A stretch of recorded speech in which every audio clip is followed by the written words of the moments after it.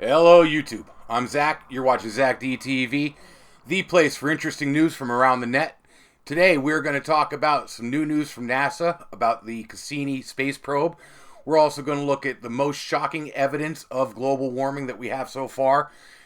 We have a story about some new piracy, a story about Pepsi, and we're going to wrap it up with some people who just don't learn a lesson about how to use the internet. And keep in mind, if you like what I do, go ahead and click that subscribe button right over here. Well, let's get right into this. Yesterday, NASA announced plans for the fate of the Cassini space probe. This probe was launched 20 years ago and has been in orbit around Saturn for the last 13 years. That's a pretty long mission life for anything sent out by a human into space. This probe has found liquid water on one of Saturn's moons, liquid methane on another one of their moons, Titan. Has given us the best photos ever of Saturn and its rings, and has really been just a perfect tool for people who want to study Saturn. They are programming the most daring flight path that this has been on in the last 13 years. It's one they didn't want to do until the end because it's really kind of dangerous. They plan on flying this craft between Saturn's rings and the planet starting on April 22nd. It'll take its first dive in, and it's going to make that path multiple times between the rings and Saturn, getting some of the best photos we've ever seen, getting some samples from the inner ring, getting some samples of the atmosphere, hopefully. And all that will be before it takes its final dive into Saturn's atmosphere in the middle of September.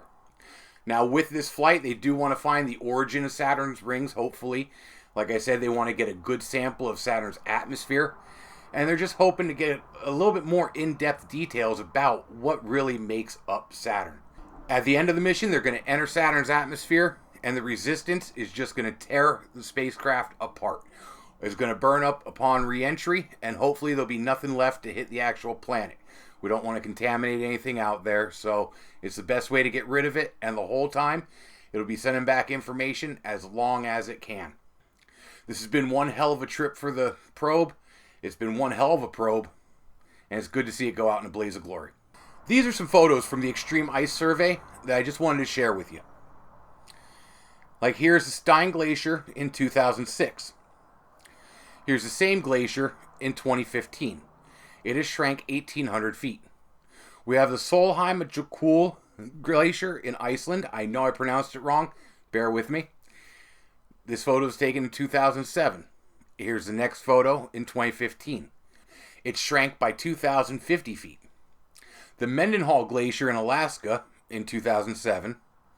And here it is again in 2015. It has shrunk 1,800 feet.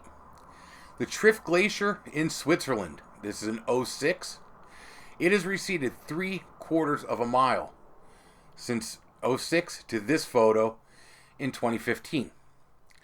These photos were all done by James Balog.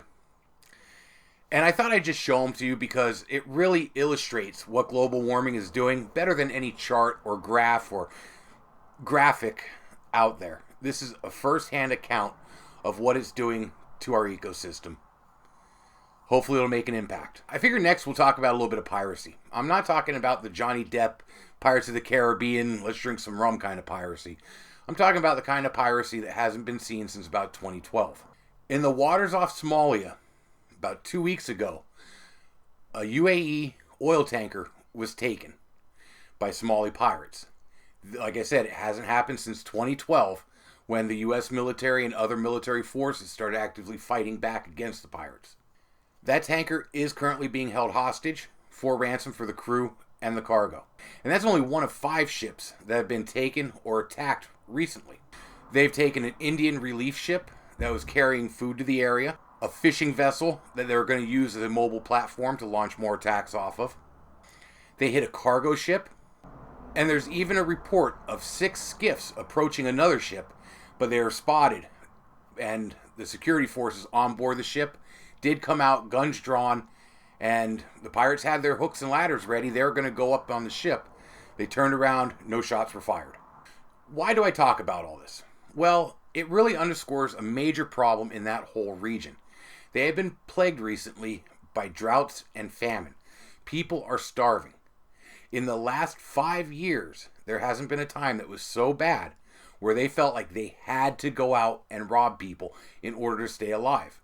This is also backed by members of Parliament, which were just elected in a very, very corrupt election, backing piracy.